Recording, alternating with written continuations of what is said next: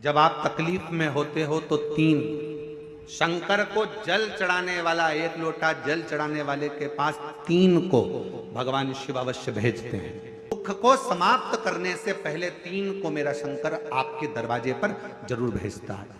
पहले नंबर पर मां आद्य शक्ति दुर्गा को आपकी पड़ोसन के रूप में, आपके रिश्तेदार के रूप में, आपके कुटुंबी के रूप में, आपके संबंधियों के रूप में, किसी ना किसी के रूप में आपके पास भेजकर बोलेंगे, क्यों घबराती हो, क्यों चिंता करती हो, क्यों टेंशन लेती हो।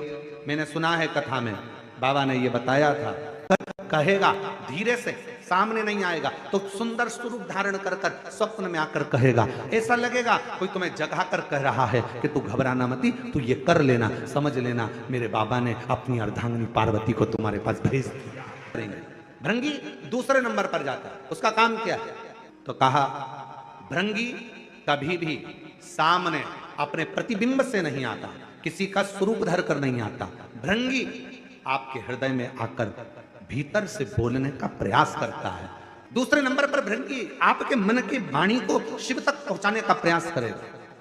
और तीसरे नंबर पर भगवान शंकर अपने भक्त का दुख हरने से पहले तीसरे नंबर पर भेज देते हैं अपने नंदीश्वर को, अपने नंदी गण को मेरे शिव भेजते हैं। नंदी का काम क्या है?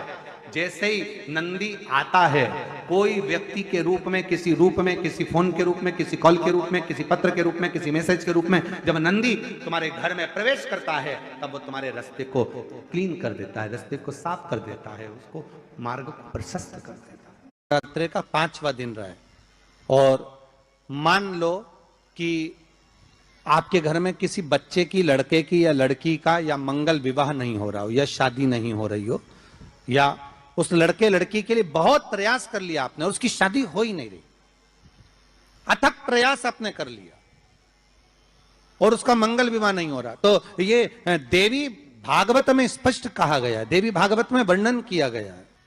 और देवी भागवत में कहा गया कि आम का जो पत्ते होते हैं, आम का जो पत्ता होता है, आम का जो पल्लव होता है, उस आम के पत्ते पर हल्दी और सिंदूर, इन दोनों से स्वस्तिक का निर्माण किया जाए। देवी भागवत का संवाद है, बहुत ध्यान देना महाराज।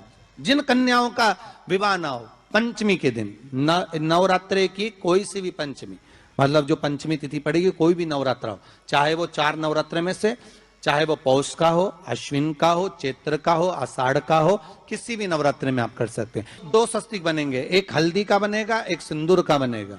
बस अंतर इतना है, जो हल्दी का स्वस्तिक है उस पर कंकु के चावल, अर्थात रौली के चावल, रौली कुंकू के चावल रखना है, और जो सिंदूर का है उस पे हल्दी के चावल रखना। इतना रखकर जिस लड़का लड़की का विवाह नहीं होता उसकी हथेली पर रखकर उसका नाम और गोत्र बोलकर महाराज उसको ले जाकर नीम के पेड़ के नीचे उसको रख दिया जाता है। मात्र 3.5 या 4 महीने ऐसे रहते हैं जिसके अंदर उस लड़का लड़की का विवाह पक्का हो जाता है। जिसका विवाह नहीं होता केवल उसी के